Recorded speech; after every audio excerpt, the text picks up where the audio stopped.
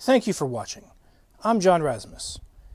In this documentary, you're going to see a small segment of my life during the years 2010, but more specifically focusing on the year 2011, when I was poltergeist, haunted, harassed, attacked for 5.5 months straight. I rounded up to 6 months, but I can easily do so because there were incidents before and after, but the bulk of the attacks and harassment by an invisible entity, which I believe is in one dimension above us. The fifth dimension is my theory. The thing was real. It happened. This isn't based on a book I read. It's not based on dogma. It's not based on anything anyone taught me. You see, I worked from 9 to 5. I rented the cheapest room I could find on Craigslist, which is why I stayed there. I wasn't making much money. When I got home at 5:30 or 6 p.m., every single night for 5.5 months straight, an invisible entity would knock over objects in my room. From pencils, to bottles, to boxes, to my tripod, to play with my luggage, to sit. I use the word sit. It creaked every surface in my room to an extreme degree. The same sound you would hear if a small person were to sit on everything in your room. I saw the indentations. It pushed down pillows twice in a row in one incident where I was standing a good 2 feet away from these pillows as I was locking the door to make sure no one was entering my room because I had a snoopy landlady. That landlady aside, I had a roommate, an invisible demonic entity. I share these stories because our ancestors in the past shared similar stories of leprechauns, gnomes, fairies, and people have mythologized those stories, turned them into folk tales, folklore, but some of those stories are based on actual fact. In my opinion, based on the fact that in 2010, I've never detailed, and I am going to write it in my book, a high-ranking entity appeared to me. It jumped out of its dimension and showed itself to me, revealed itself to me in the year 2010, close to Valentine's Day, at around 11 p.m. It basically was announcing it's here, it doesn't like me, and it wants to mess with my life. 6 months after that encounter, I experienced the 5.5 months of poltergeist activity. So clearly the two incidents are involved and related. The higher ranking entity, I pissed it off very badly. I pissed it off so badly that who knows how many years it was hiding. These things don't reveal themselves very often, which is why science doesn't accept that they're even real.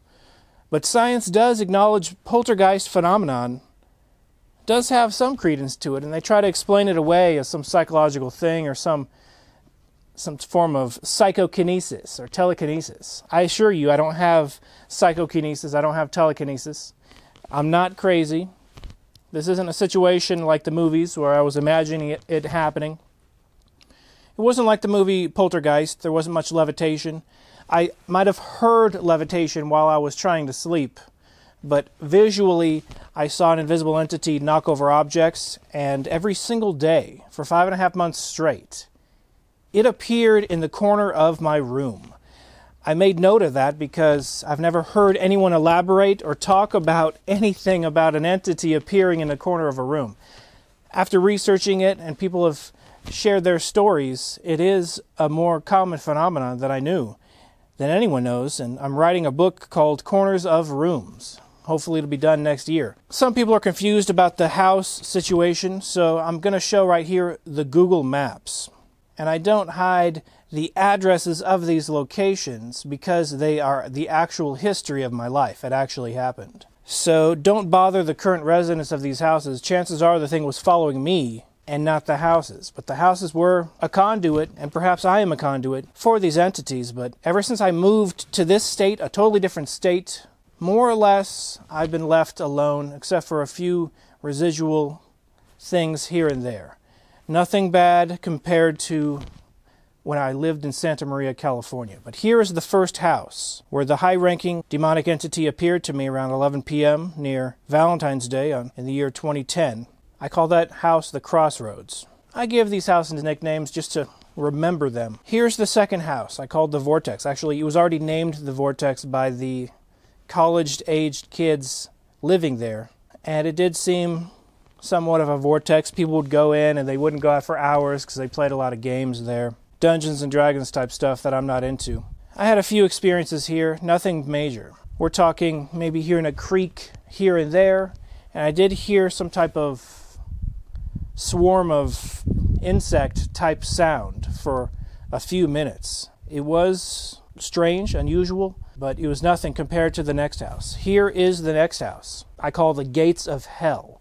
This house, I can't blame the house, but this was the house where the corner of my room every single day, every single night, this entity would reveal itself, show itself, knock over objects, really try to get my attention. I bust hoaxes like John Teeter and other people online that claim to be time travelers, and so I was focusing on that type of stuff as the hoax hunter. This is youtube.com/hoaxhunter, but ever since these supernatural encounters happened to me, I changed my entire focus. But not immediately. I waited a couple years before I ever even talked about it, except to my roommate and people at work, a few family members. I did, in confidence, tell them what was happening to me, and mostly shrugs and, "Are you serious?" and, "Oh, okay, that's cool." They acted like it was a normal scenario. No, a demonic entity and a poltergeist harassing you for 6 months straight is not a normal scenario. It's an extremely rare phenomenon.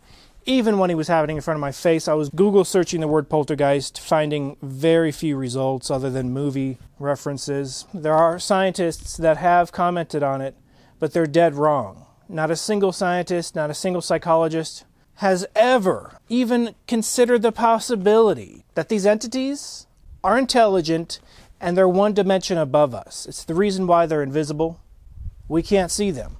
There's a fictional story called The Invisible Man. And I heard one description of his backstory is he was blown halfway into another dimension, which is why you couldn't see him. It makes sense. These entities are one dimension above us. We can't see them, but they can see us 24/7. They watch us 24/7. It's their job. I believe they are assigned to plots of land, which is why most of the harassment left me back in California. Here is the fourth house I called the Depths, because there's a huge trench dug in the front, and they were going to fill up with water, and that would destroy the foundation of the house. But besides that, I smelled a very unusual smell. People associate really gross smells coming out of nowhere. I'm not talking about a joke. Also roses. Both roses and really disgusting smells have been associated with paranormal encounters. That's what I experienced at that place. A little bit of strange things here and there, but for the most part, the entity left me alone. This is a summary of my poltergeist encounters in the year 2010, focusing on 2011. At the end of this video, there will be a conclusion, but I'm going to continue to focus and talk about this subject until the day I die. I thank you for watching.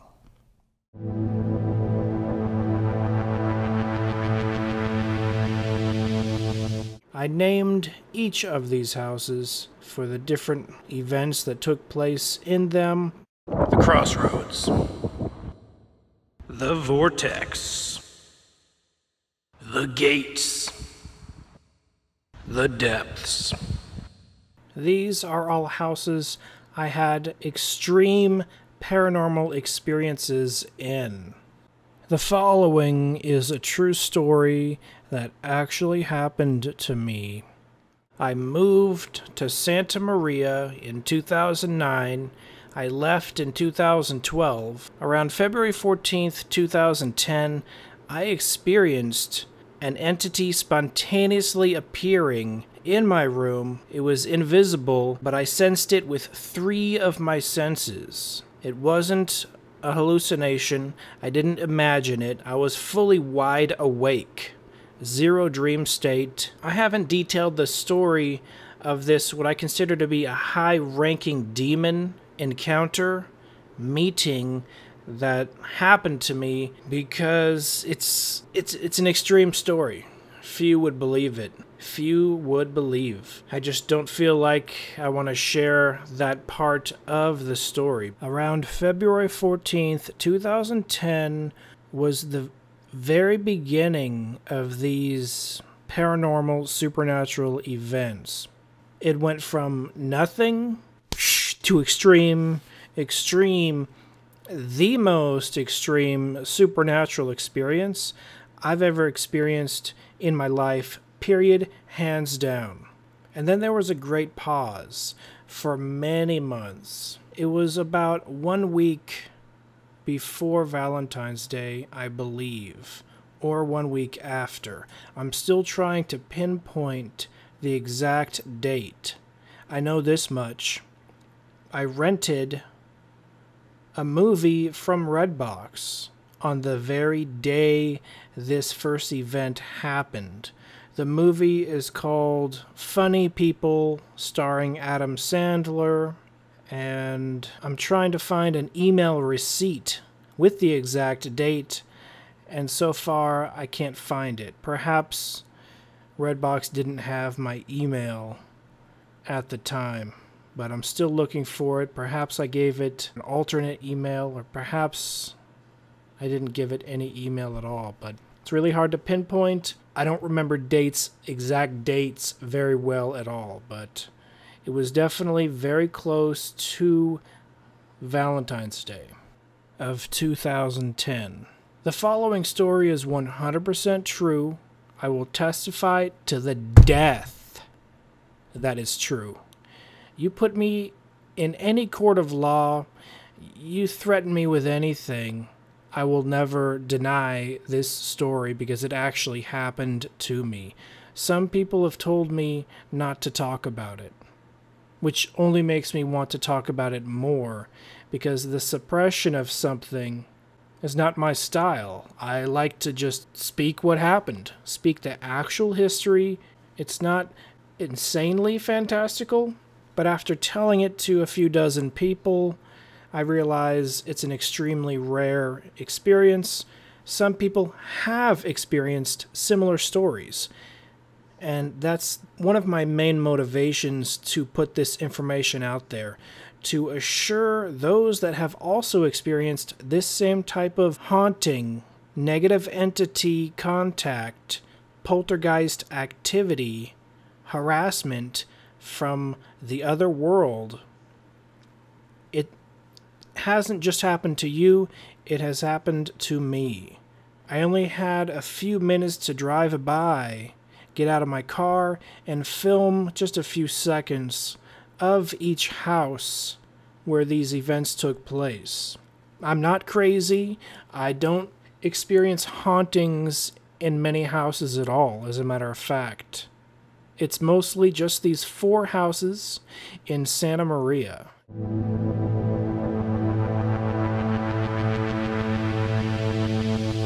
I'm going to start in order, chronologically, historically, on which house I lived in first. The first house I moved into was this one in Santa Maria, which I have dubbed the Crossroads. I dub it the Crossroads because it's the first time I've had extreme contact with a negative entity of extreme proportions. A demon is what the general public would call it. I'm not going to get into the definition of a demon. Let's just call it an extremely negative entity that is 100% invisible, yet has the ability to manipulate our dimension to a certain extent and to communicate with us to a certain extent. It appeared to me around 11 p.m. And I'm not going to go into extreme detail other than it's the first time I've ever met, let's say, a high-ranking demon that spontaneously appeared. I could not see it. It was in the pitch of blackness. But after the event, I did turn on the lights and investigated in the entire room. There was nothing there. I'm not going to detail the exact events, but it was the most extreme of all the experiences I've ever had in my life. I call this house the Crossroads. That one event that happened near Valentine's Day, a few days before or a few days after, in the year 2010, was the beginning of these events.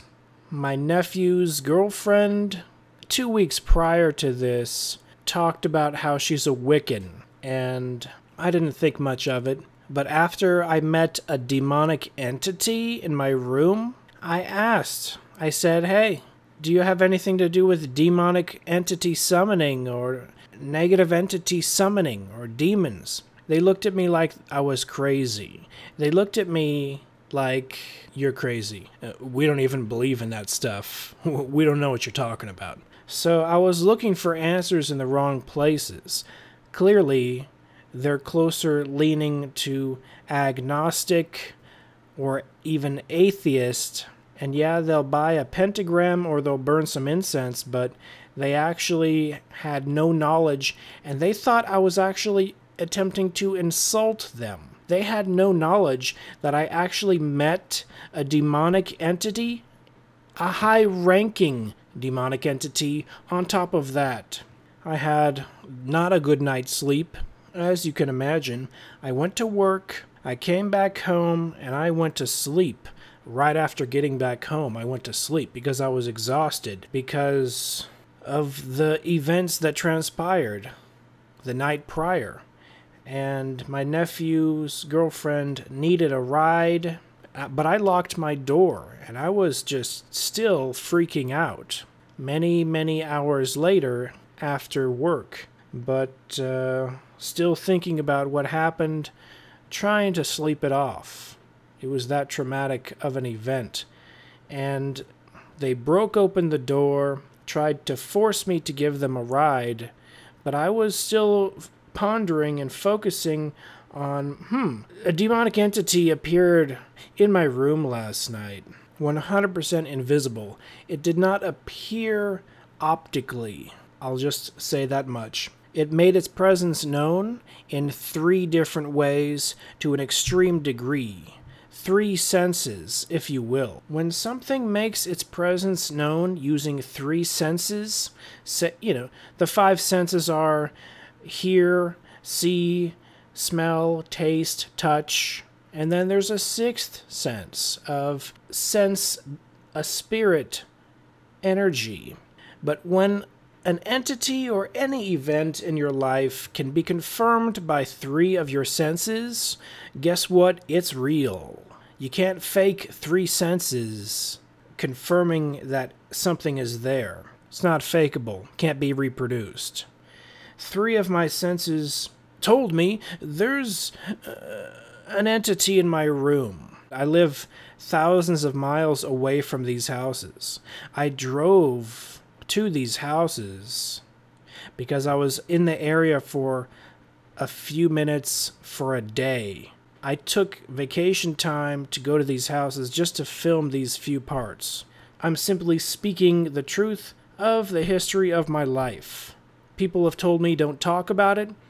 To those people, I want to punch them in the face. Not literally, but metaphorically, if you will. I want to punch them in the face with my words by saying, don't speak about what happened to me in my life.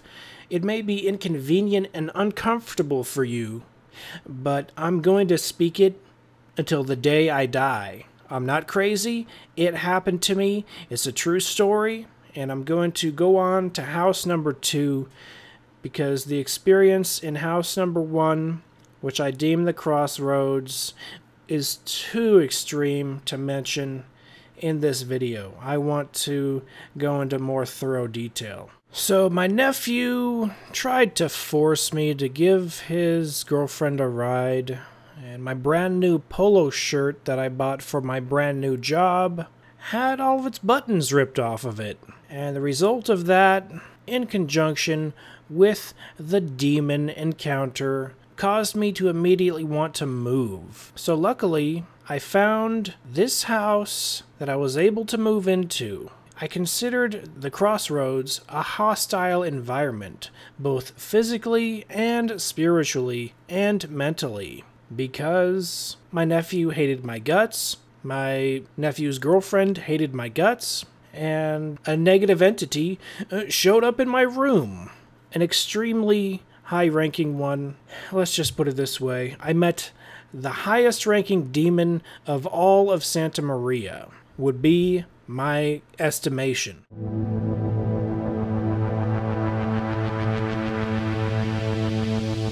On to house number 2. Trying to get away from a horrific scene, and house number 2 wasn't that bad. It was named the Vortex before I got there. The college-aged guys that lived there, they named it the Vortex because they would have parties, and they were very nerdy parties. We're talking Dungeons and Dragons type crap, or watching reruns of Arrested Development, really stupid things like that.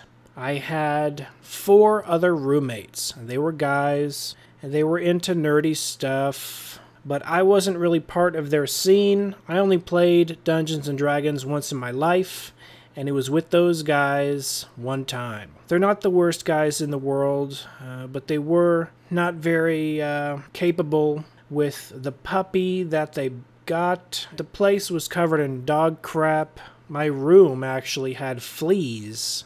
And David Liebehart, I met him while I was living in this house after a concert that I went to at the Hollywood Bowl.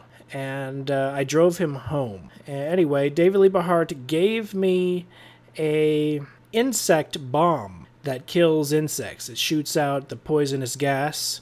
So thanks to David Liebehart, I set that bomb off as I was out of town one couple days, and it did kill a good number of the fleas or whatever bugs were in that room. So this was more of a physically disgusting type of a house. The typical college-age kids with the dishes stacked up in the kitchen type situation. But I went to Hollywood for the famous costume celebration in the middle of the street of Santa Monica Boulevard.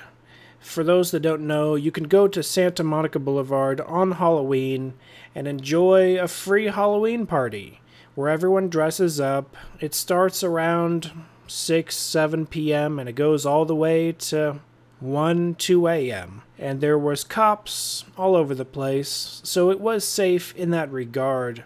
I decided to dress up as Alex DeLarge from Clockwork Orange, and I met these 3 other guys that were dressed up just like me, and so we made the foursome, just like the movie. I didn't really meet them. I kind of just tapped them on the shoulder and I said, "Hey, can I get a photo with you guys so we can have all 4, just like the movie?" And these 3 punks, they weren't even fans of the movie. They acted like they didn't even know anything about the movie. I'm surprised they picked that costume, but they were extremely rude to me. So I asked a second time, and they made it abundantly clear, no photographs, they weren't interested. I think they were jealous my costume was better than theirs. They were wearing 99-cent hats, and I was wearing like a $50 like screen accurate bowler hat. And they were wearing just white jeans, and I was wearing elaborate, detailed with the eyeball cuffs and everything. You know, I had the white suspenders, I had the cod piece, I had the screen accurate boots, I had everything. So it's understandable they were intimidated by my awesome costume. I even had the cane, the Blackthorn cane replica. And their reaction to me asking a second time resulted in them punching me in the head. And the guy that punched me, he punched me with a metal ring. So it's kind of cheating. He basically had one brass knuckle on, and total douchebag. He's lucky the cops weren't right there on the corner, otherwise I would have used my cane to defend myself more thoroughly. You know, it was 3 against 1. And even 3 against 1, I stood my ground, and one of the guys tried to steal my cane out of my hand, and he couldn't do it. He could not take it out of my hand. Here is a photograph of the cops having handcuffed the 3 guys that assaulted me as proof of the incident. I consider this one of my favorite photographs of all time because I finally got the photograph that I asked for. While they were handcuffed, I asked a guy walking by, I said, "Hey, can you take a photograph of us?" He's like, "Yeah, sure." He takes the photograph, and then the cop says, "Hey, no photographs." But he was too late. I already got it. Bam. So after all that extreme event, fast forward to the Vortex. I get back home. I try to go to sleep on the night of November 1st. While I try to go to sleep, in the Vortex, for the first time ever, I experience a supernatural sound. I believe I'm hearing some type of other dimension. I hear what sounds like a swarm of 1,000 locusts just going. It sounds like 1,000 locusts are swarming in my room. But I open my eyes, I look around, and I still hear it when I'm wide awake. I still hear it. It's not a dream. I hear it. Okay? I'm so freaked out that, man, I prayed. I prayed to God. And after praying to God, the sound did fade away after 5 minutes, perhaps. It was very lengthy and very annoying. So this was the second supernatural event of noteworthy note that happened to me in Santa Maria. I did hear perhaps a few creaks, a few strange creaks here and there, but mostly that phantom locusts that lasted for a good 5 minutes. That was the worst thing that happened in the Vortex. Not that phenomenal, not that crazy. I left not because of that. I left because I was stepping in dog crap, and I wanted to find a nicer place.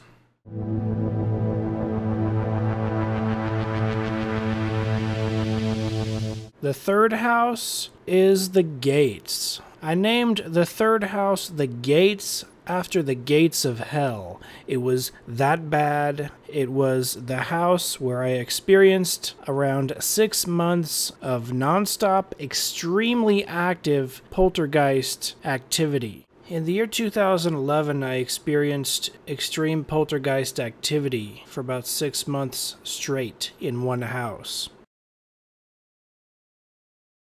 This is the neighborhood of the gates of hell. The worst house of all of them. I did a drive-by because even standing on the sidewalk was freaky. It was a freaky environment. Very freaky setting, so I'm just going to drive past it. Here it is, right here. The gates of hell. Right there. It looks pretty ordinary on the outside, but living there for 6 months, the poltergeist moved objects on a daily basis for 6 months straight. It becomes overwhelming to the point where I want to document what happened. In June of 2011, I moved in to the Gates. The Gates seemed nice at first. To be honest, the first 3 weeks, the first month, I didn't experience anything out of the ordinary. It had its own patio. It had its own bathroom. I was living in the master suite, and it was pretty good setup, despite the fact that there were little angels and crosses on the wall. I would say this house, the Gates of Hell, had more cross and Christian and just religious memorabilia, knickknacks, than any of the other houses, yet was the worst. After about 3 weeks to a month, the activity started, and it started pretty abruptly. It wasn't like small. It started as big as it ended, except for the one attack, which was in between. I was attacked by the Poltergeist about midway through my stay from January 2011 to May or June 2011. This is how the activity started. I would come home from work. I got off at work around 5 to 6 p.m. I would get home from work.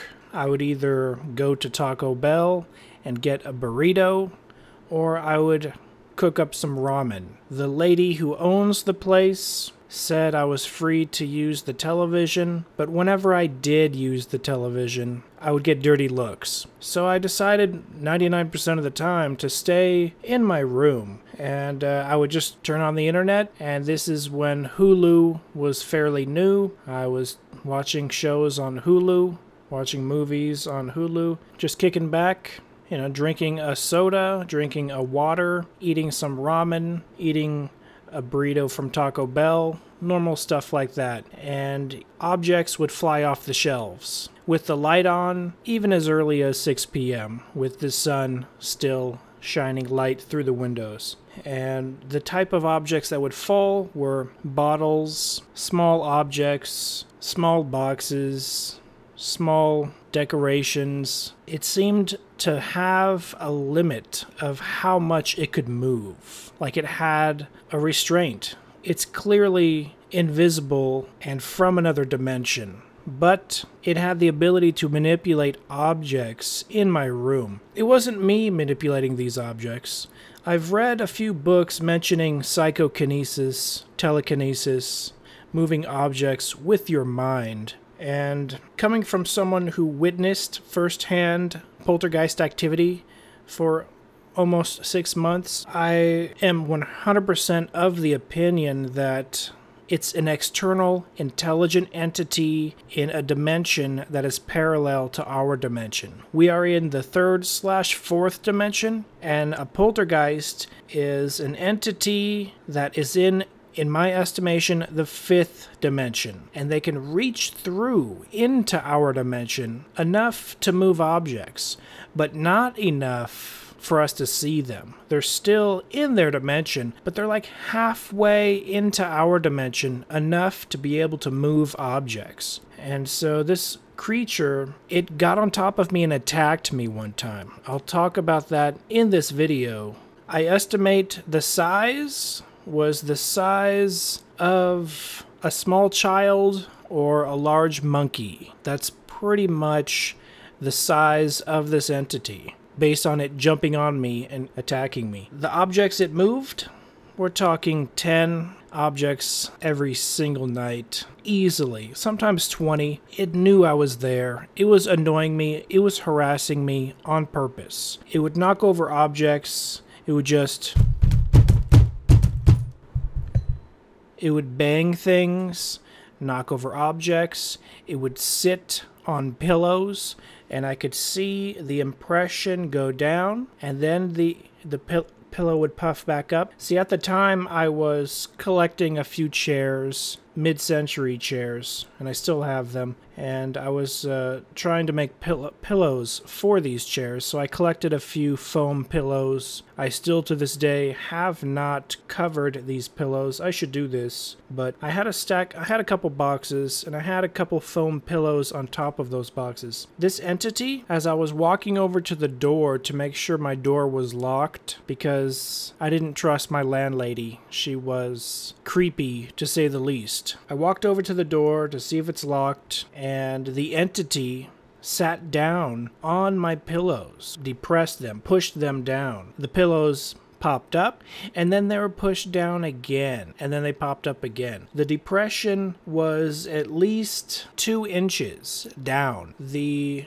actual impression looked like that of a butt, a bum, just pushing down. Invisible entity pushing down the pillow. It sat on my pillows. That was the first time I ever saw up close. I was literally 1 foot away when it sat down. It almost was like playing with my pillows, like curious on what a pillow was. But I think it well knew what a pillow was. It was just using it to freak me out. After it sat down twice, I touched the pillows myself, and I was like, what the heck? At this point, I already knew he was a poltergeist, and I did not communicate with this poltergeist except for a very few times. After it sat down on the pillow, I said to it, you know what? If I was an invisible ghost-like creature and I could wander the entire planet Earth, I wouldn't choose to just hang out in this one room. I would fly across the universe or fly across the world. And the entity responded with no words, just with knocking over a few objects, just like...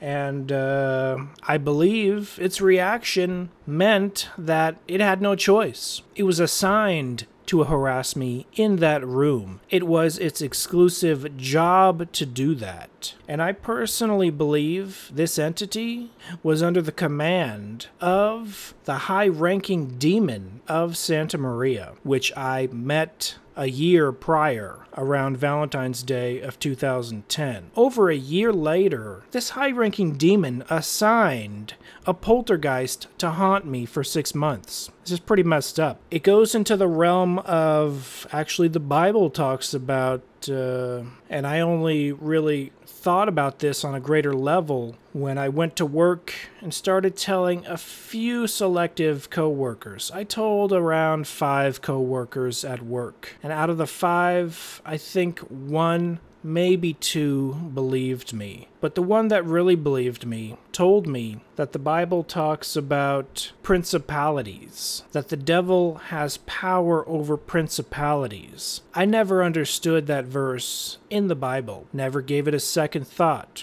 Looked up the word principality. Principality is a piece of land owned by a prince. And so, you know, we have a duchy owned by a duke. We have a baron owning this piece of land. We have a mayor assigned to this piece of land. We have a prince assigned to a big piece of land. We have a kingdom for a king assigned to a giant piece of land. And this is how I believe the devil and his minions work. They are actually assigned to pieces of land. Independent of that, there are familiars that are assigned to human beings. But I'm going to focus on principalities because I was in a location haunted by a poltergeist for 6 months. Now, perhaps that poltergeist was there before I got there. Perhaps it's still there even long after I left. This was over 6 years ago at this point. I did tell the guy moving in. I stopped by to try to get my deposit, and the lady who runs this, can't even say a rental because she has zero concept of the renting laws in California. She broke as many of them as she possibly could, and she tried to steal my deposit. She was such a shady person, in my opinion, but the fact that she's the owner of the gates of hell just tells you how great of a person she probably is. Now, maybe she is a great person. Maybe she turned sour somewhere along the line. I have zero reason to cover up the addresses of these houses, and I'll tell you why. Because they happened in these houses. I don't recommend you go to these houses and bother the people who own them, but this is part of the history of my life. I'm not going to pick a random house. I asked the current tenant of my old master room in that house, the same poltergeist room. I said, hey, have you experienced any strange activity? He's like, what? I said, have you experienced anything strange, paranormal, ghosts, anything? He's like, huh? I'm like, have you experienced any poltergeist activity of objects moving in that room? He's like, no, man, I don't know. So it brings me to the conclusion that this demon was personally assigned to me from that high-ranking demon, and this location was very just a perfect conduit, a perfect vortex where this entity could manifest moving objects and bothering me. Or I'm simply a highly spiritually sensitive person that can sense entities to the point where they are attracted and want to make their presence known to me. I was in no way, shape, or form in any desire wanting to communicate, talk to, or form any relationship with this entity. I didn't give it a name, never will. It was just a wild animal type personality, like a monkey, like a dog. That was the personality. It played with things in my room, such as my luggage. It knocked over boxes in my closet. It pulled down a green screen that I set up. I really wanted to do Hoax Hunter episodes. This channel is youtube.com/hoaxhunter, and I used to focus specifically on busting hoaxes. But ever since crazy things like this happened, I changed my tune. People thought I was an atheist when I was busting hoaxes. And people probably think I'm trying to push some agenda or push some religion down their throat with these stories, but I'm not. Believe whatever religion you want to believe. Don't believe any religion you don't want to believe in. These videos have no agenda. They're simply a document of what happened in my life. The only video I made while living in this poltergeist house was published on October 5th, 2011. I used the green screen that was pulled down by the poltergeist, and you gotta understand, it wasn't gravity, it wasn't a weak tack. I had the giant tacks, the oversized huge tacks, and I used tape. We're talking multiple tacks, a lot of tape, and this entity pulled down my green screen 3 times. We're talking 3 days in a row. And so it wasn't the best environment to make videos. If I was running a ghost hunter or demon occult themed channel, I might have been more inclined to film the entity. But even after making this Hoax Hunter Coming Soon video, I didn't have much desire. All the energy was drained out of me. I've mentioned this before, but I bought a huge fan and I put it on maximum. I bought a second pillow and put it over my ear. Even with a pillow over my ear and my fan at maximum, and I still have this fan to this day, it's a very loud fan on maximum. I could still hear the poltergeist harassing me all night long. It would almost wait until I turned out the light and tried to go to sleep to be extra loud and knock over additional items. It's amazing how the human mind can cope with an entity such as a poltergeist, because on week 1, I couldn't sleep. Week 2, I could barely sleep. Week 3, I was telling it to pay rent. And month 5, I was so used to it, I didn't even flinch. I didn't even give it a second thought.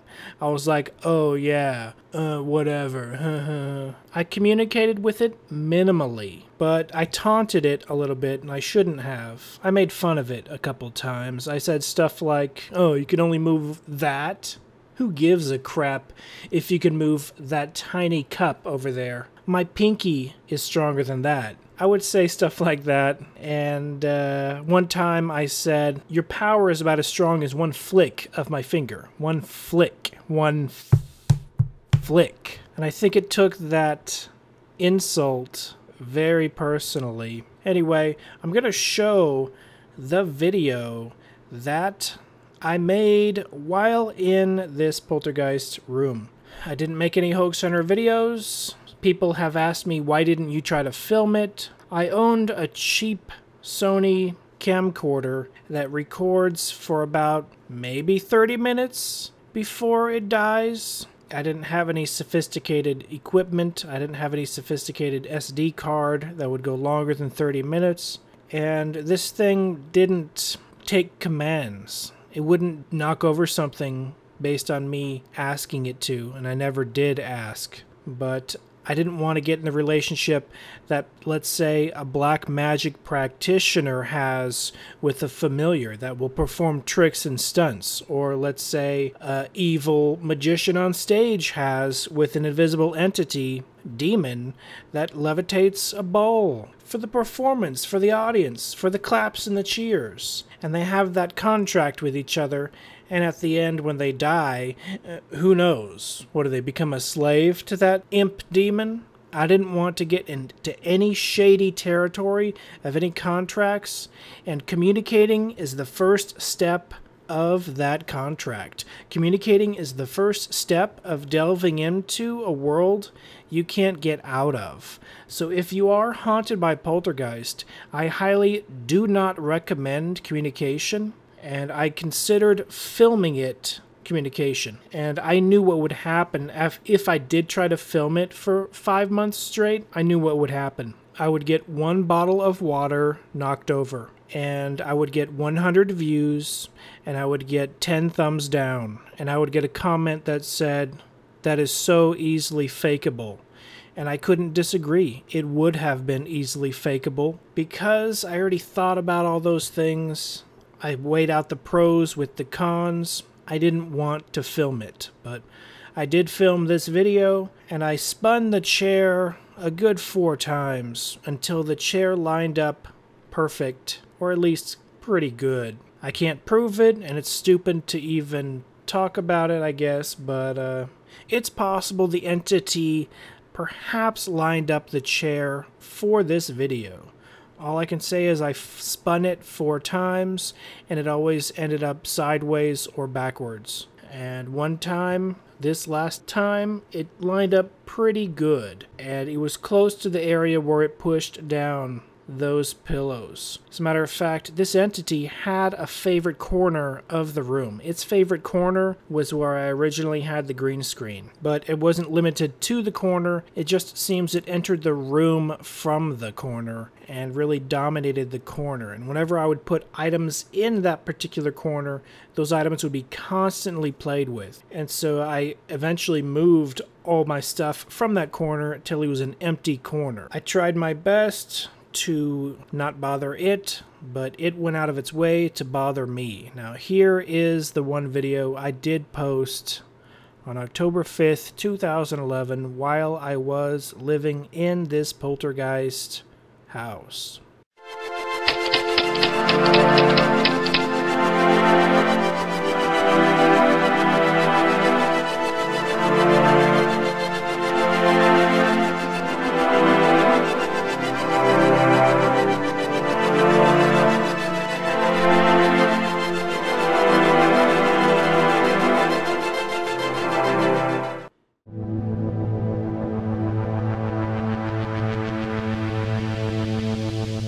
Every single day, this entity entered my room. It entered in the corner of my room. How do I know? Because it made loud noises in the corner of the room. Loud noises such as... I can't reproduce the noises. Some might say, oh, it's simply the house settling, and that's the focal point of the foundation. Most definitely, that is the case many times. I won't argue with that.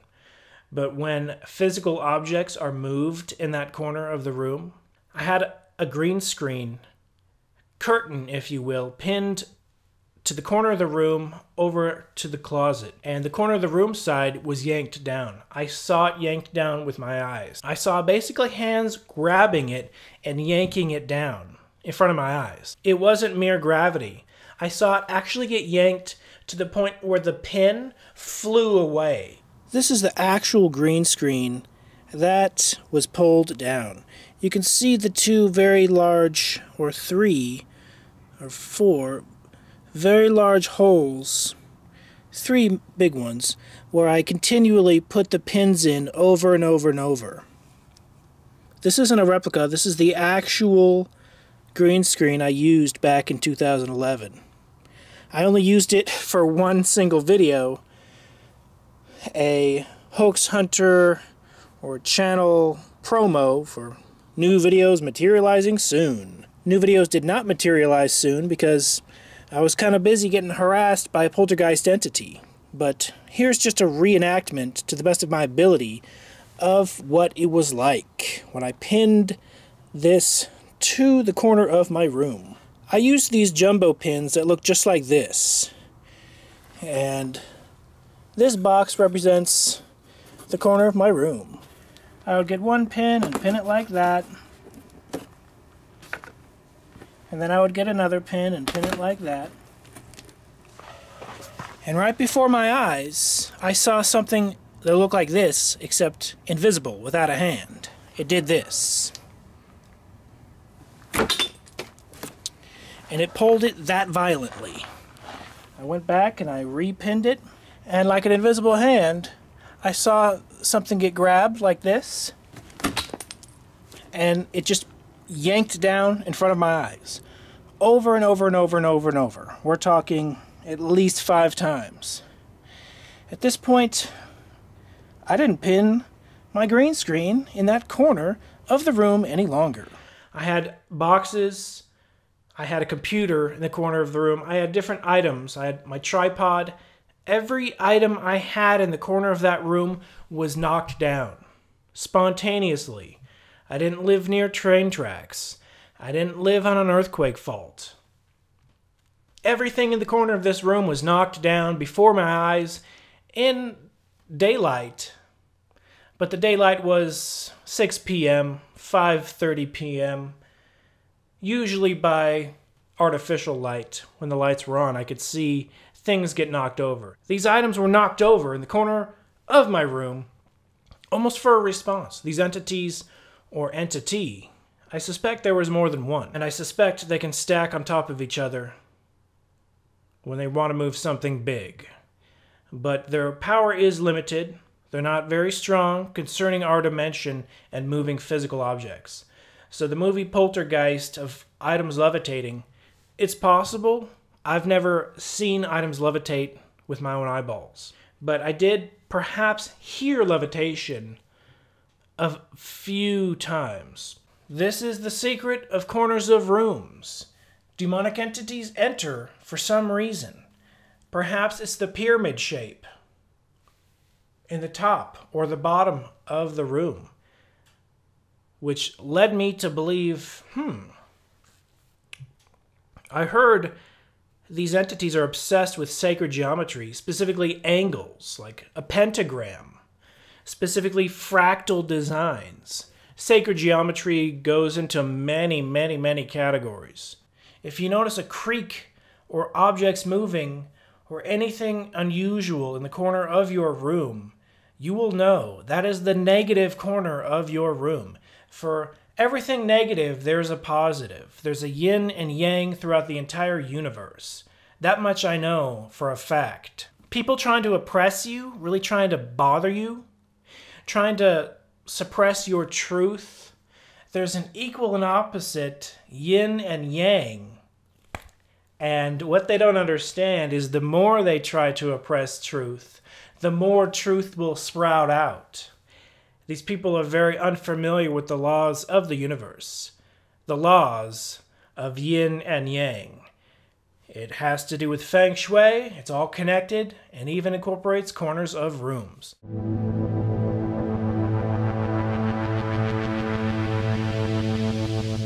The actual movie I watched 15 minutes of before I was attacked by the Poltergeist was called From Beyond.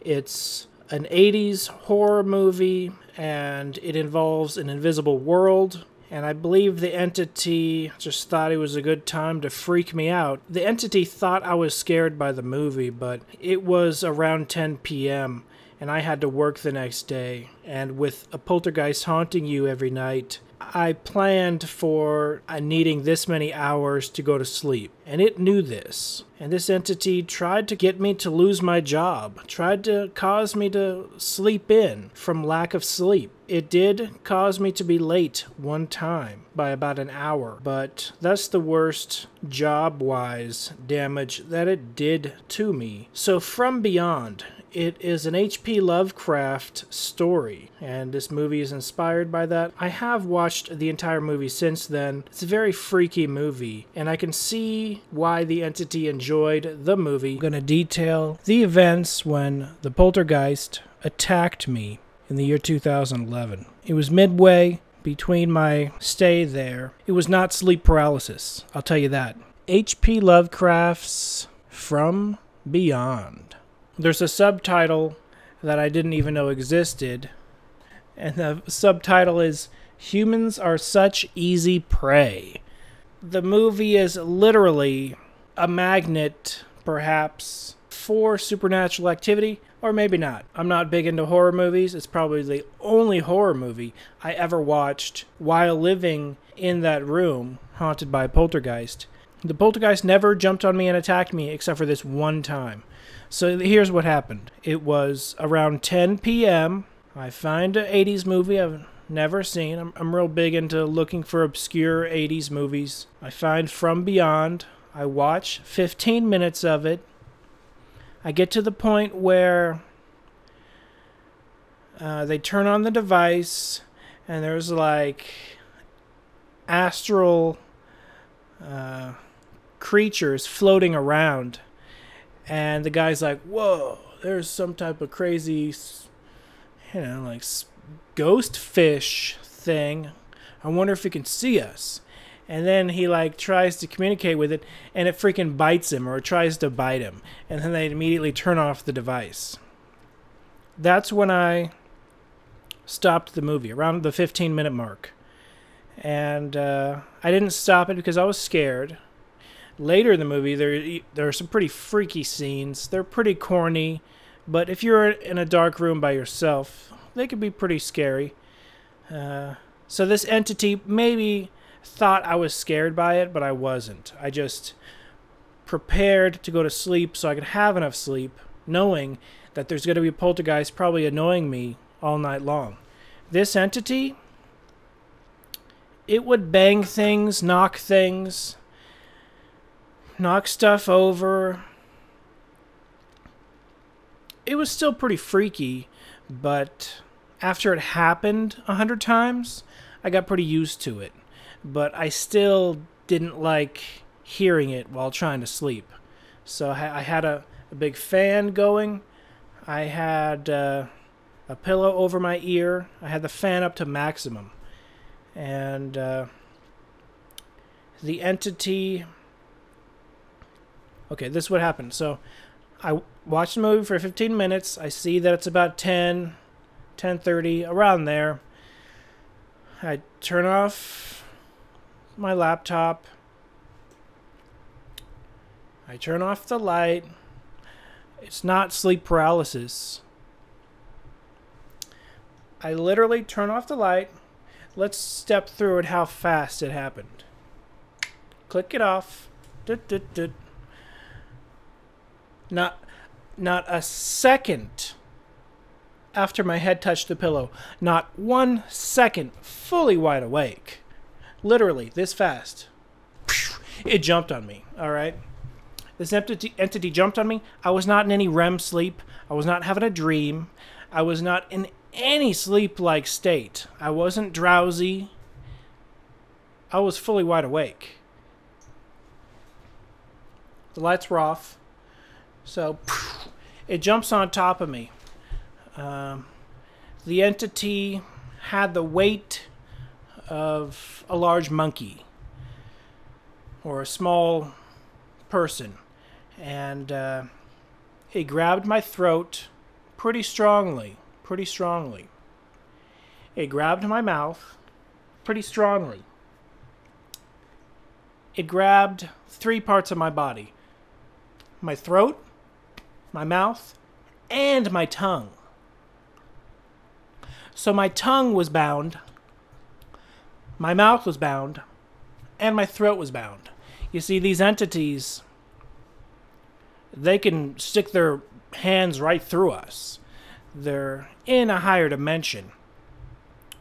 And I guess I annoyed it one too many times by saying it's wimpy, saying it's weak, saying it's about as strong as my pinky, saying its power is about as strong as one flick of my finger, and that's pretty close to how much power it had, except for maybe on a few occasions it did a few movements of objects that were a little bit stronger than that.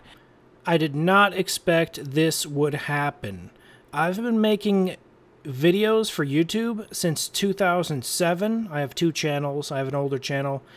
And I've never in my life ever seen this happen to my tripod during filming. You be the judge, but I don't think it was a coincidence. This is small, but probably the best video evidence I'll ever get. The door was closed, no one was in the room but me. I usually film alone at night by myself. I filmed this at around 11 p.m. August 19th, 2016. The lights were off, so it jumps on top of me. The entity had the weight of a large monkey. Then the sign turned off. This is the first time the sign turned off during filming. I guess I annoyed it one too many times by saying it's wimpy, saying it's weak, saying it's about as strong as my pinky, saying its power is about as strong as one flick of my finger. Perhaps the sign turning off was the entity as well, but it could have been a loose wire. But as for the tripod being jiggled, I do believe it was an entity. So it jumps on top of me. It jumps on top of me. It jumps on top of me. This is very freaky to me. It tells me there is an entity in my room that has at least minimally the ability to move things. This is not a joke. They've always been there for the most part and will always be there. So do not be afraid. They feed off of fear. Fear is their main power. If you fear them not, they will have no power. As FDR said, we have nothing to fear but fear itself. So we can coexist with them. Telling them to leave excessively can annoy them. It can actually cause the activity to increase, so do so at your own risk. The number one warning I would like to give is do not talk to them. Do not give them a name. Do not try to form a relationship with them. Their job is to watch you, basically. Do not stoop to the level of black magic practitioners. Do not make pacts with them. 99% of the communication I've given them involved me asking them to leave or commanding them to leave. 1% involved joking to try to diffuse the situation, but I do not recommend small talk. Give them their space, let them do their job, and don't bother them. If you feel the need to get a priest to bless your house or room, feel free to do that. But if they are assigned to you or your plot of land, there may be little you can do to force them to leave, is my opinion. Again, I stress my warning, do not communicate with them. Communication is the first step to becoming friends with them, and you do not want them as your friend. They will only seek to trick you and destroy you. It's their nature. Maybe it did a few, we're talking maybe 6 times it pushed things down that would have been stronger than this. But most of the time, its movements of knocking objects over were no stronger than being able to flick something like that down. Like a cup, usually a half-filled bottle of water, stuff like that. This entity had a humanoid form. I believe it had 2 feet, 2 legs, if I could guess, but it wasn't 100% invisible to me. It was 100% optically invisible. I believe it just had the power in this room to manifest the ability to move objects in our dimension. Like I said before, I believe it was in the 5th dimension at least, or maybe the halfway between the 5th dimension and our dimension. We are in the 3rd/4th dimension. So it's reaching over, and it could stick its hand right through my mouth and bind my tongue. It could bind, maybe it had 3 hands, maybe it had 4 hands. Maybe this was 2 entities helping each other. All I know is for about 1 minute, for about 2 minutes, 1 to 2 minutes, maybe 1.5 minutes, I was in this position of struggling, upright, struggling, right after no sleeping taking place, no dreaming taking place. So my mouth is bound, my tongue is bound, my throat is bound. And I'm like fighting this thing. And I'm not paralyzed. It's not sleep paralysis. I can move around. So I'm moving around. I'm fighting this thing. I'm like, ugh. But I can't see it. And to be honest, I can't push it off me. Trying to do this doesn't have any effect on it. I couldn't push it. It could hurt, it could physically attack me, but I couldn't physically attack it. Because, let's face it, it was basically a spirit entity, and a negative one at that. Some people have questioned whether it was, maybe it was positive. Maybe you didn't approach it from an open mind.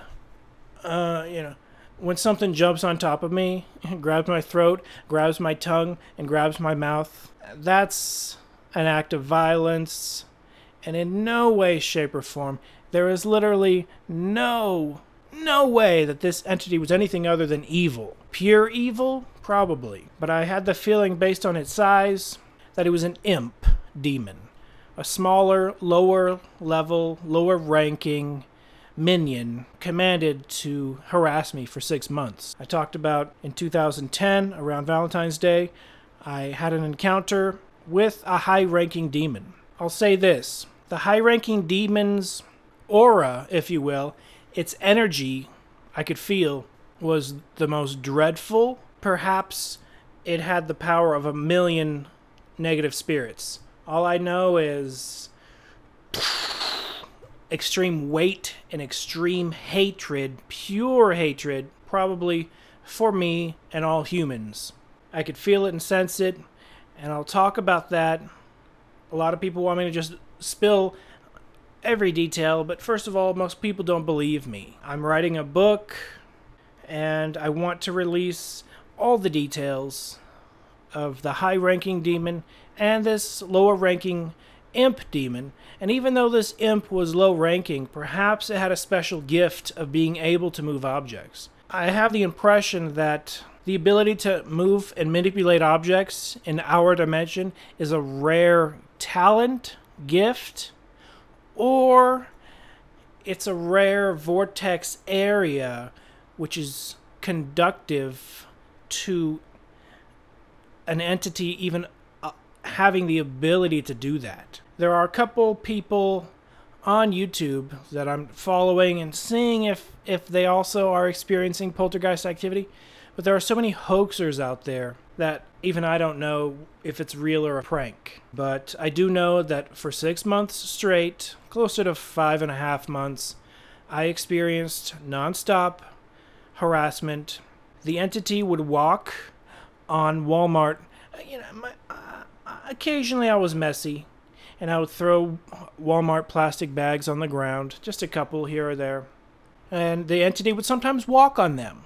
So I could hear footprints walking on the Walmart bags. So I quickly made sure there were no Walmart bags on the floor of my room, because it was pretty freaky.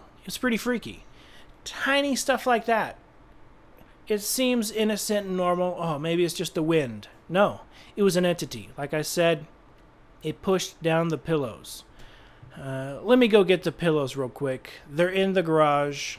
I still haven't recovered them, but the actual pillows that the entity pushed down and sat down on is literally impossible according to gravity. It's literally impossible. If anyone thinks I was living next to train tracks, I was not living next to a train. I was not living on a fault line. It wasn't an earthquake. This entity would harass me all night long. Just tiny things. For example, I often would have this on my table in the corner. Just some pencils or pens in a container like this, in a glass or whatnot. And it would play with them all night long. Just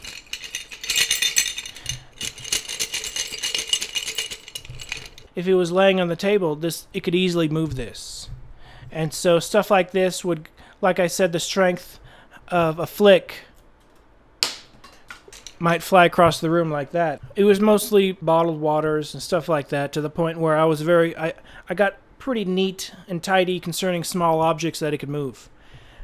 Concerning it sitting down on things, It sat down on the pillows. I'm going to go get them so you can see the exact pillows that it sat down on. It sat down on every single object, every single surface in the entire room. I could hear it. You know the sound that is made when someone sits on something, like a creak, like I would hear that creak on every surface in the entire room. Until, guess what? Until the entity found out, hey, this stack of boxes is a little wobbly. Yeah. I'm going to save that wobbly stack of boxes for when he turns out the light and puts his head on his pillow, and bam, the entity would knock it over. And so sometimes I'd have to turn on the light in the middle of the night and clean up the room or whatever, but I just try to get more neat and stacked things more carefully, and was more clean and picking up after myself. But no matter what I did, it would still knock and bang and play with stuff even under my bed. It would play with stuff in my closet, which leads me to believe that the boogeyman is based on a myth, possibly based on actual poltergeists, because it played with stuff under my bed. I could hear it. It played with stuff in my closet. The entity really liked the closet. It was pretty territorial about the closet. Didn't play with stuff under the bed too often, a couple times, but it really liked a corner. It liked a particular corner. And I've read a lot of books after the fact, never beforehand. Let's just put it this way. I can't think of ever reading a single occult book before these events. Not a single occult book. So people think I was delving into witchcraft or whatever. Nope, not even close.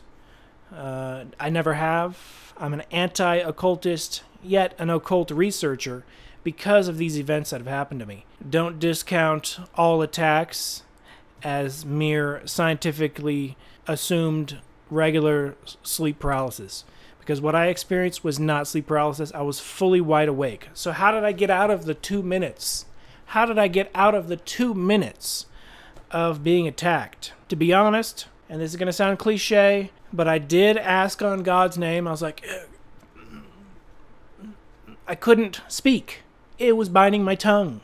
So I had to think it in my head. I called on God's name, and I said, in God's name, get out of here. You don't have the power, whatever. I can't remember the exact words. I was extremely fearful because this entity was on top of me, grabbing me in my throat, my tongue, and my mouth, obviously trying to prevent me from speaking.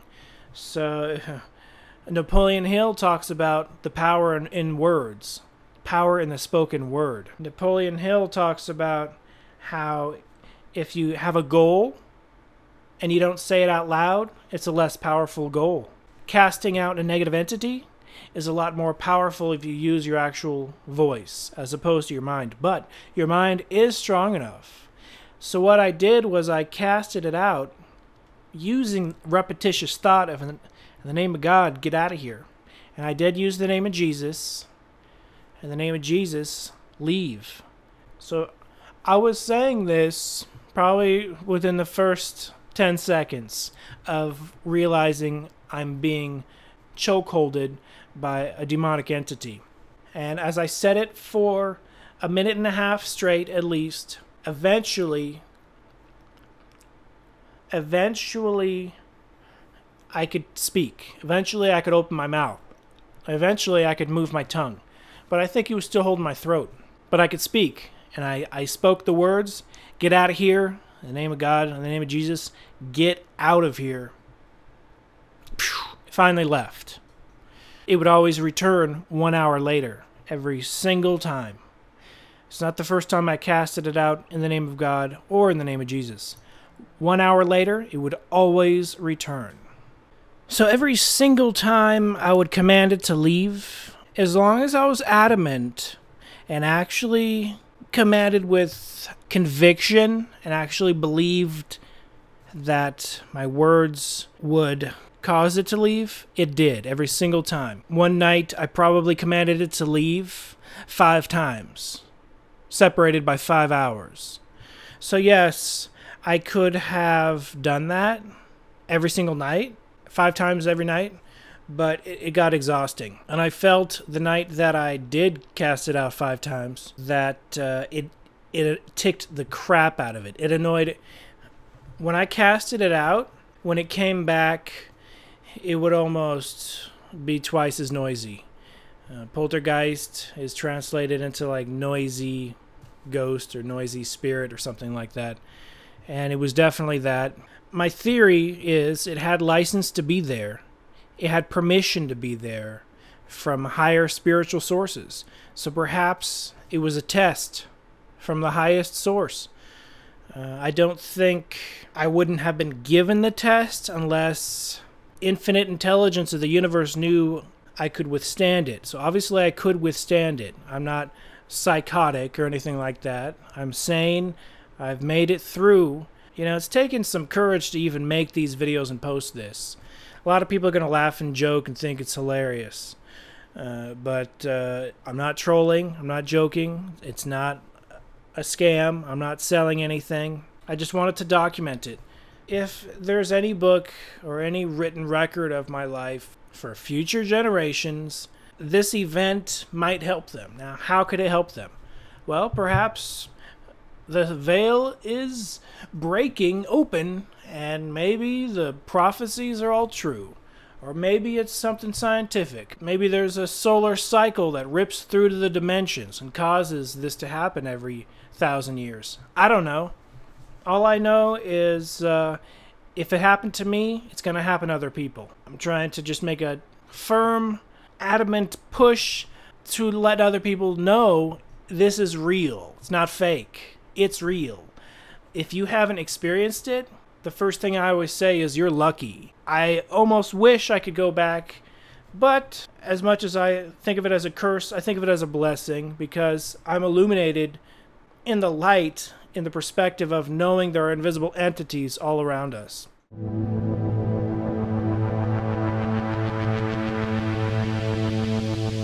The 4th house, the depths. I considered calling the depths something else, such as the bowels, or something like that, because of a pungent odor that I smelled in that house. So after moving out of the gates, I moved into a house which I call the depths. I wasn't in the depths very long, October to November 2011, and I moved out on January 31st, 2012. It was around 3 months.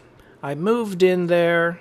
It's actually down the street from the gates. It's in the same neighborhood. It's literally a 1-minute drive down the street. I found all of these houses, except for the first one, on Craigslist. That's the only resource I had to find cheap rental rooms. I wasn't making very much. I didn't have much to choose from. All of the houses seemed great at first. That's how it always happens. They always seem great at first. The depths, I also considered calling it the bowels because of a pungent smell that took place. Now, you might be thinking, oh, it's hygienically disgusting. No. Actually, I would say the depths was the cleanest house of all of them. It was very clean. It was a nice room with its own patio exit. I didn't experience much activity the first week, but I would say around week number 2, I did experience very minimal poltergeist activity. I talked about my cup and my pencils and pens. The poltergeist entity would play around with the cup full of pens or pencils, and it just sounded like this. The place is nowhere near train tracks. The place is not on a fault line. But while in the depths, about week 2, I heard this again. The familiar sound of the poltergeist playing with crap in my room, annoying me. And I was worried that it had returned. I heard it a couple times. Maybe in a couple days. Nothing big. Maybe 2 or 3 days of occasionally. Not that bad. After hearing it for the last time, the entity, the poltergeist entity, actually seemed to give me a week break, and then it went down the street and followed me to the new place just to see how I was doing, I guess. Remember, this is an invisible entity. I could never see it. I could only hear it when it was manipulating objects in my room. But it left me with a goodbye gift. Remember when I mentioned how I briefly taunted and made fun of the poltergeist entity? I did not taunt this entity too much. But the one time I really did, and it was just really on my nerves and it was really pissing me off, I told it, "You're about as strong as my pinky finger. Congratulations, your strength is that of my pinky. I'm not scared of you." And then I said, maybe on a good day, your strength is as strong as my index finger flicking something. You're about as strong as my finger flick. And that comment, I believe... See, I totally forgot about making that comment months earlier. Totally forgot. Totally out of my mind. Until the poltergeist entity, I believe it was the exact same one. It was playing with my pencils. It was doing this. And then, not too shortly after, for the last time it played with my pencils, my pens, and my cup, it flicked me in the middle of my forehead. And I'm gonna see if this will make a sound. Ow. It flicked me in the middle of my forehead with the full force of a flick. Let's say you, out of some bizarre challenge, asked your football-playing friend if he could flick you in the middle of your forehead as hard as he possibly could. And he would probably leave a red mark. I mean, it's not too pleasant, but at the same time, it's not horrifically too bad. This entity actually, this is the first time it ever flicked me, and the last time. It flicked me in the center of my forehead as hard as it possibly could. It felt like a rock.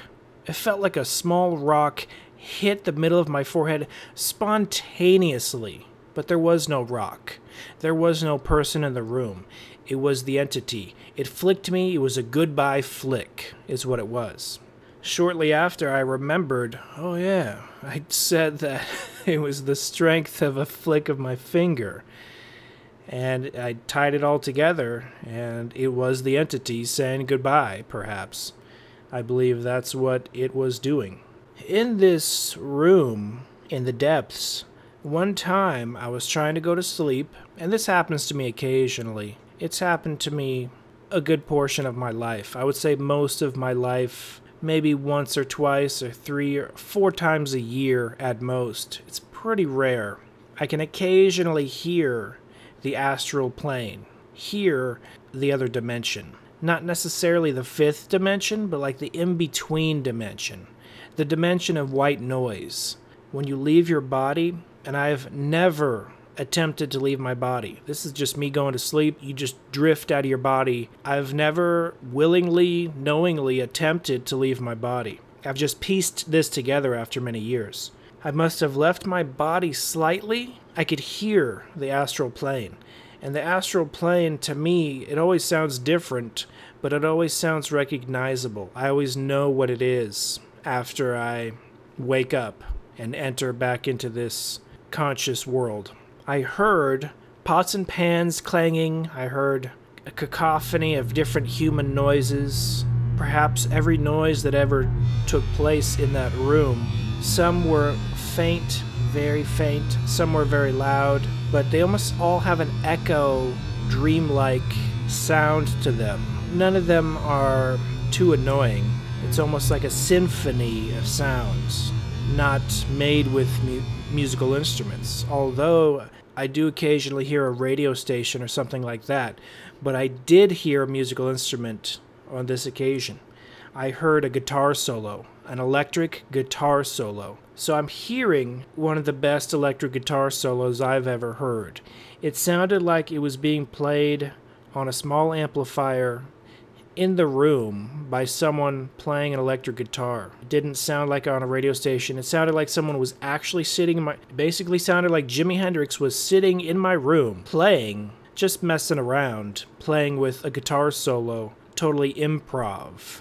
A guitar solo I'd never heard before and could never recreate. It was genius, and it sounded in the style, and I do play the guitar, but not this well. It sounded in the style of Jimi Hendrix. Strangely enough, the guy who owned the house, he was big into guitar, and he played electric guitar with his 50-year-old, 60-year-old buddies in his garage. But perhaps in the past he played in that room. I don't know. All I know is I was hearing the astral plane, heard the cool guitar solo, and then I woke up. And then the second you wake up, you enter your body fully, or your consciousness wakes up to the conscious, regular, mundane, normal world, and you no longer hear it whatsoever.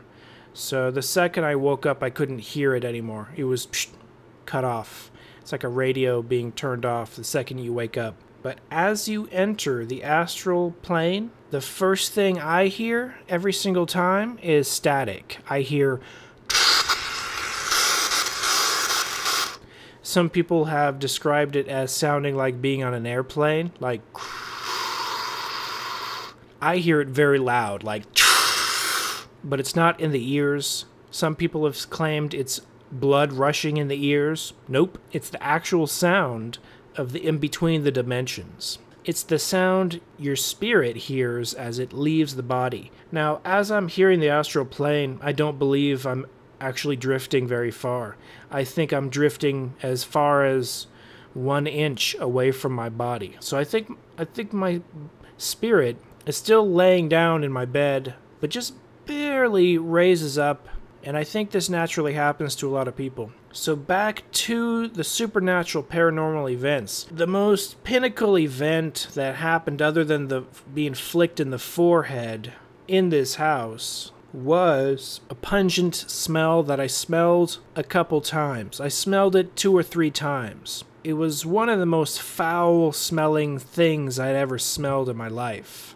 And I always try to recall exactly what it smelled like. Even when I was smelling it, I was trying to put together what it was. The first time I smelled it, I opened the door to my room. I walked into the hallway. I was walking into the garage. There is a second refrigerator in the garage, and that's where I kept all of my sodas. And so I was just going to get a soda or water in the fridge in the garage. And as I walked down the hallway, I smelled the most disgusting odor. It smelled like BO. It smelled sort of like human body odor. Very smelly, very disgusting.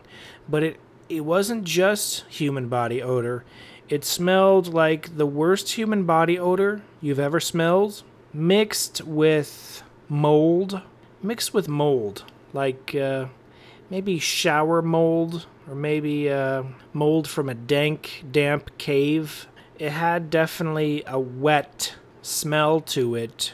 So I walked down the hallway. I smelled this extremely disgusting body odor mixed with mold smell. And because it has a wet smell to it, it smelled sort of like someone just took a shower and they didn't successfully take a shower. They showered in filth, or maybe they're just about to take a shower and the hallway was filling up with hot shower air with moisture in it. So I assumed the guy who owns the place was taking a shower. That's the only thing I assumed. I was like, wow, that smells really bad. It smelled up the entire hallway. It almost smelled like something was following me. Let me just skip to the point that I checked the entire house, all right? Because I was that curious as to the origin of this smell. No one was in the entire house. I was alone. No one. I knocked on the door, which was open, of the owners, and I even walked up to their bathroom, and the doors were open, but no one was there. No one was in the entire house but me for the past many hours, and I was alone. So a really wet, damp fog of extreme, disgusting body odor mixed with mold smell was inhabiting the entire hallway. When I ruled out anyone taking a shower and anyone being there, I had no idea what it was. I thought maybe it could have been paranormal. I thought it most definitely could have been. Only looking back on it have I come to the conclusion that it was a demonic entity whose talent and ability is to make a pungent, disgusting odor appear in our dimension. I had vaguely heard about such instances before. My mind didn't create this. And the reason I know that it was supernatural is because, let's fast forward a couple weeks. The landlady knocked on my door. I open it up. She says, "What's that smell?" I say, I don't know. Because I'm in my room and I don't smell it. Obviously, she smelled the demonic entity manifesting the pungent body odor mixed with moss smell, mixed with mold, mixed with almost a wet dog smell. It was very strange, but obviously she smelled it. So I didn't connect 2 and 2 together because this was a few weeks down the road. A few weeks down the road, she knocked on my door and asked me what that smell coming from my room was. I said, I don't smell anything. There's no smell coming from my room. My room was clean, all right? I'm a clean person, okay? I even had an air freshener. My room was totally fine smelling. I have very heightened sense of smell, and I would have smelled it. It was not me. It was a demonic entity, believe it or not, harassing not only me, but the other residents of the house via smell, of all things. So the landlord and the landlady accused me of being the source of the smell. I didn't even connect 2 and 2 together until later, but I realized it wasn't me. It was the demonic entity that I smelled in the hallway when everyone was gone. I smelled it 2 or 3 times, but I smelled it enough times to know it wasn't me. No, it wasn't coming from my room. It was sourced in the hallway. Like I said, it seemed to follow me when I was in the hallway. It smelled like someone walking right in front of you or walking right behind you. It was very strong when you walked down the hallway, just those few times that I did smell it. But I researched it since then, and I have heard a few stories of demonic entities manifesting smells. But like I said, in the past, even before this event, the only time I heard this story, maybe on like an In Search Of, an Unsolved Mysteries type episode that I have no memory of. All I remember is maybe a priest saying certain exorcisms, disgusting demonic entities can create a smell that is disgusting. And I did hear an interview with Father Malachi Martin with Art Bell a number of years ago, where he did confirm that same information. I believe he said demonic entities can manifest a disgusting smell of putrid disgustingness, and he claimed that angels can manifest a smell of roses or of sweet-smelling, wonderful smells. That reminds me of the Toys R Us in San Jose, California. I lived in San Jose, California for a few months with my sister, and I didn't know this at the time. After I moved, I watched an episode of Unsolved Mysteries or one of those paranormal shows that talks about that type of thing. Apparently, the Toys R Us in San Jose was haunted, and the ghost's name was Yanni. They hired a psychic to investigate. She looked up the newspaper archives, and it used to have a house, and a guy named Yanni died in some horrific accident on the site that they built the Toys R Us. And she assumed it was Yanni. He would stack toys in the middle of the night. He would knock toys off the shelves. So I guess he was a poltergeist. Chances are he had nothing to do with the story of Yanni. Chances are he was a demon. They claim, according to this story, that every time people walked down a certain toy aisle in that Toys R Us in San Jose, that they smelled roses. They smelled sweet-smelling roses. I don't know if this was before or after the psychic told Yanni to go toward the light, but I do not believe in telling spirits to go toward the light. I think spirits are smart enough to figure that out on their own. There's a good chance he was a demon, and I don't know. I don't know if demons have the ability to manifest roses. I have never experienced that. A number of priests have mentioned the roses, and they consider it like a miracle. I have never experienced that. I guess I wouldn't be opposed to experiencing the roses, but I wouldn't want to experience the foul-smelling body odor mixed with mold and like a wet dog type smell. Again, it was disgusting. So I was literally blackmailed, if you could call it that, by the demon who tricked the owners into blaming me for the smell when it wasn't me. It was a demonic entity. On top of that, in this house, I noticed a lot of potpourri all over the place. The lady of the house, she had potpourri all over the place. So she must have been obsessed with good smells. You know, like roses, like flowery, potpourri, sweet-smelling things.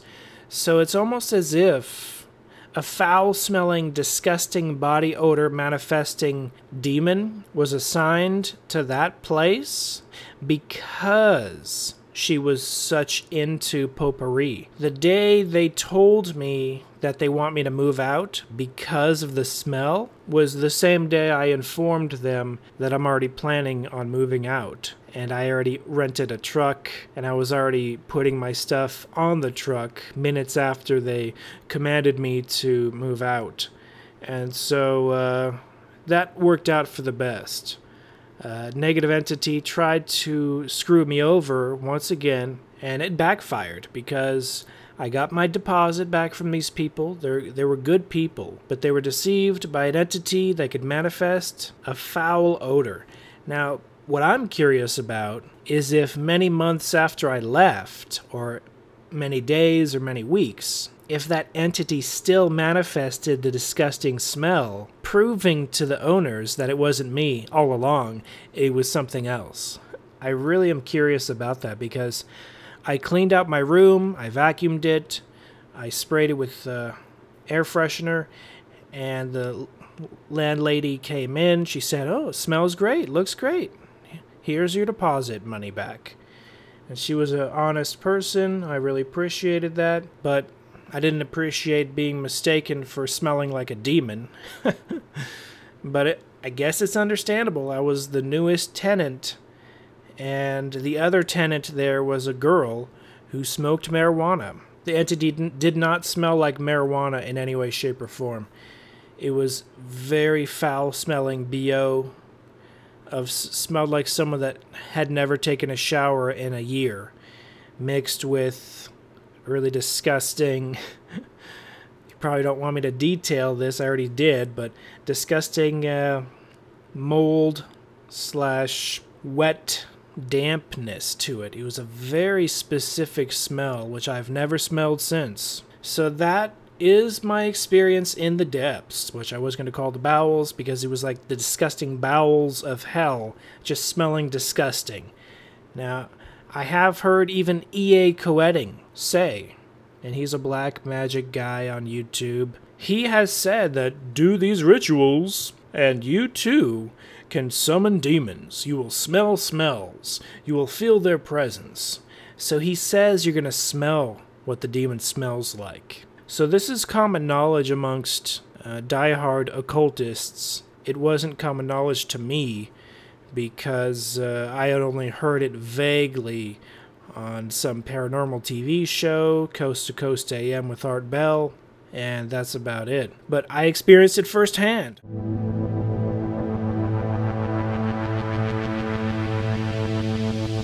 So it's almost like I experienced a huge plethora of different paranormal supernatural events in Santa Maria, California. The place is crazy. Let me go through just a little bit of the history, and this is not very good history. This is just me driving around town, looking at a few things, but here are some crazy lampposts stamped with SM, which is clearly standing for Santa Maria. So these lampposts were made specifically for Santa Maria, and they have swastikas on them. They're the most elaborate lampposts in the entire city, and they have swastikas all over them. I assume these are pre-World War II lamps, because if they're post-World War II, that's messed up, but I imagine they are pre-World War II. So that's just an unusual design to be on these lampposts. Clearly swastikas, but it was just a generic design before World War II happened. Germany hijacked the logo. But the town is not necessarily the safest. It does have its fair share of crime. This is the area I drove past, in which I was told shortly before I moved there, a man's head got chopped off with an axe. So some crazy guy chopped off a guy's head with an axe. And that happened, I was told, a month before I got there, approximately. The most famous monument of Santa Maria has got to be the Santa Maria Inn. There are stories of people seeing ghosts there.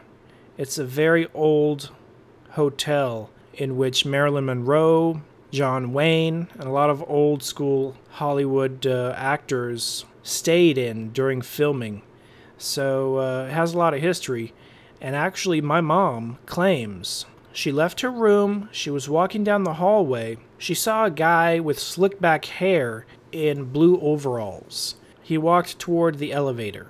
So my mom walked toward the elevator. She said she saw him walk into the elevator lobby. There's only one way out of the elevator lobby. It's inside of an elevator. She was seconds behind him. He walked into the elevator. She claims she saw him walk into the elevator. And she said, "Oh, can you hold the door for me?" So the door stayed open. She walked in and he was gone. So that's the only ghost story I know of from a close source. And I do believe my mom saw that. I've never experienced anything like that personally, but she's adamant that it actually happened. So when I was there, I looked for ghosts or looked for any paranormal things. I didn't see anything. Perhaps you have to stay the night. I just walked the hallways a couple times. I did not stay the night. So perhaps I'll do that in the future, but I'm kind of freaked out by the entire city, to be honest. It's the most supernatural, paranormal city I've ever lived in my life. You really have to live somewhere and stay there for a few weeks, a few months, sometimes before you experience anything intense. So if you do stay the night in Santa Maria, you may not experience anything. And on top of that, perhaps you need to be sensitive to these things. It sounds like a cop-out, it sounds generic, but I think it's true. I've always been pretty sensitive to these type of things. So this is my story, this is what happened, and I'm writing a book on it, which will fill in all the blanks, but I have given a good portion away of what happened to me.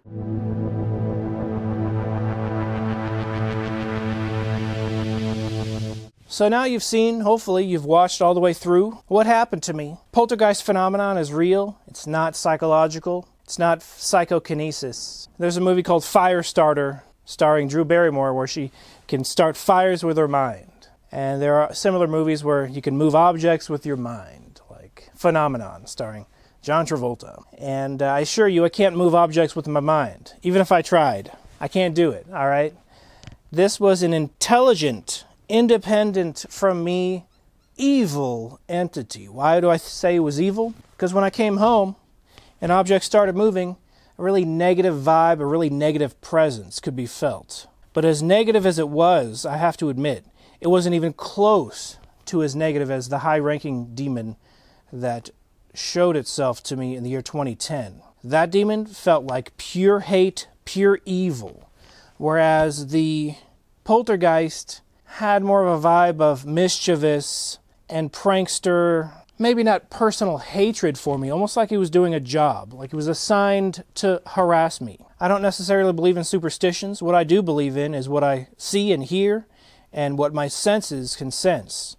I sensed this entity with my nose, smelling it in the fourth house, with my ears, hearing the objects getting knocked over, with my eyes, seeing the objects getting knocked over, with my touch, when it jumped on me in the middle of the encounters, it jumped on me and attacked me. With my taste, you can associate taste with smell. But there's a sixth sense that I have concerning sensing when a spirit walks through me. It's a true experience. The entity walked through me thousands of times. Testing to see if I could acknowledge it was doing it. Maybe seeing if I was the right candidate for possession. Whatever the case may be, I was never possessed and I'm not possessed. Luckily, thankfully. There's a Chan Buddhist meditation master in California. I drove past his temple. I didn't have time to visit. But next time I go back, I'm going to visit because I've been watching his YouTube videos and he knows what he's talking about concerning demonic entities. The belief in demons isn't just something Christians believe in, all right?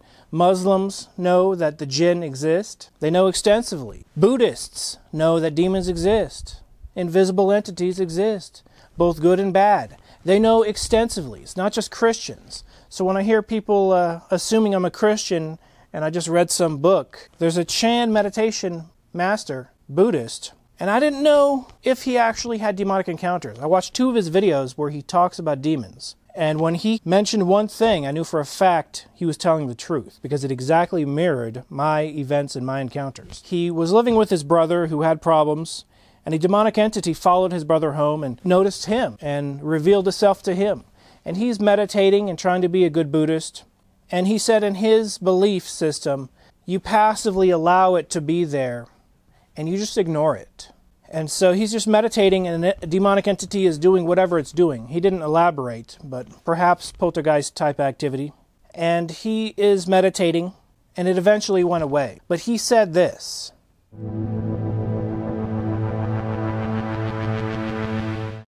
The demon, the cocaine demon, came to our place. I was living in his house. That's how I got to know them. I got to know them, and they come possess you. He come back on the weekend at night, Friday night, Saturday night, they come back with him. That's how I got to know them. We respect each other. My area is off limit. The rest of the house is they can do whatever they want. And that's my personal contact with them. And it turns out that they like the fact that I was not scared of them. And I actually was respectful. I respect people's lives. It's none of my business, okay?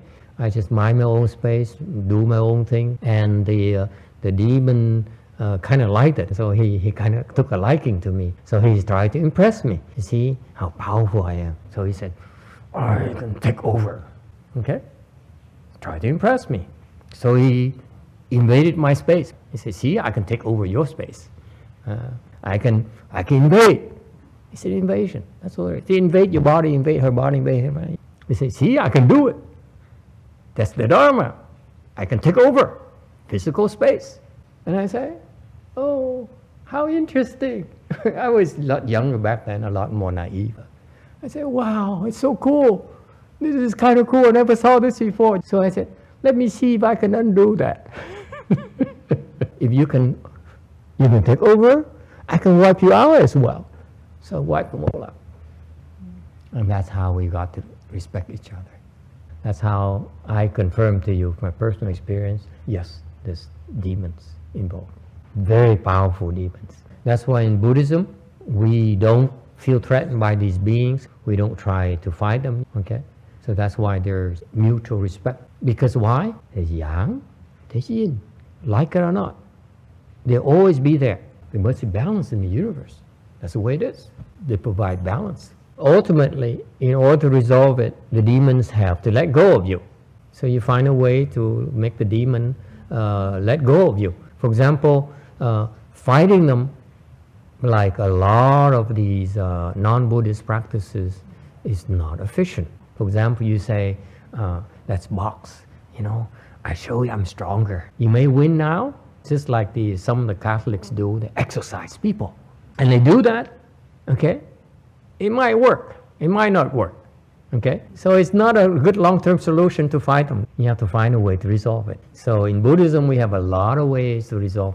They all have the same common threat. We don't fight because we know that fighting is not a long-term solution. It doesn't last. You can win a battle right now, but tomorrow they come back. What are you going to do, okay?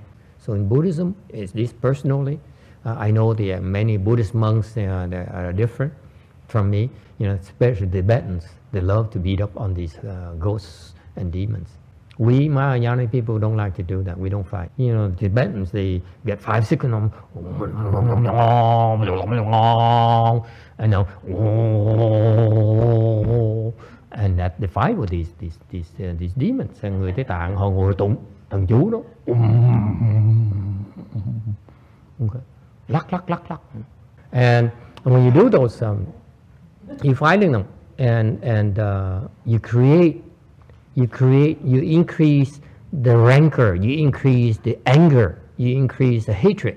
It doesn't help long term. So instead of solving that problem, you're creating more problems on top. That's why we don't fight. You're creating new problems, that's all. So we don't fight, okay? Buddhism, we have many ways to resolve it, many ways, okay? But if we resolve it, it really gets settled. Whereas if you fight, it doesn't get resolved. Actually, you're creating more problems for yourself. He said, when you command them to leave, they will always come back twice as mad. That's the second I knew he was telling the truth. That's a tiny piece of information you can't learn from a book. You either know it or you don't. I saw it firsthand. I tried to cast the demonic entity out of my room, the Poltergeist entity, during the 6 months. I tried to cast it out at least 20 times. I think my record was 6 times in one night.